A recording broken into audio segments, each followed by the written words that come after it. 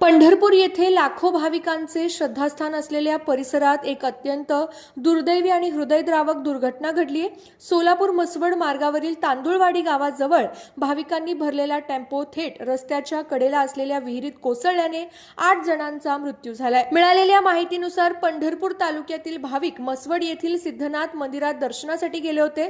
दर्शन आटोपून ते परतीच्या प्रवासात असताना तांदुळवाडी परिसरात चालकाचं वाहनावरील नियंत्रण सुटलं आणि टेम्पो थेट विहिरीत कोसळला।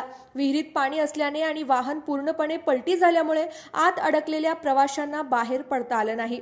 या अपघातात महिला आणि लहान मुलांसह 8 भाविकांचा जागीच मृत्यू झालाय अशी प्राथमिक माहिती समोर येतेय। या टेम्पोमध्ये 15 जण असल्याची माहिती समोर येतेय। सिद्धेश्वर पोपट जाधव, सागर चौगुले, पूजा अमोल सातोरे, अपूर्व अमोल सातोरे, आरव अमोल सातोरे, शशिकला पोपट जाधव, बालाजी बावचे, संदीप बावचे, ताई बावचे, पूजा बालाजी बावचे, अश्विनी संदीप बावचे, सार्थक संदीप बावचे, संस्कृती संदीप बावचे, गणेश बालाजी बावचे, बालाजी बावचे यांचा लहान मुलगा अशी एकूण 15 प्रवासी या टेम्पोमध्ये असल्याची माहिती समोर येते। घटनेनंतर स्थानिक नागरिकांनी तातडीने मदत कार्य सुरू केलं। माहिती मिळताच पोलीस आणि बचाव पथक घटनास्थळी दाखल झालं।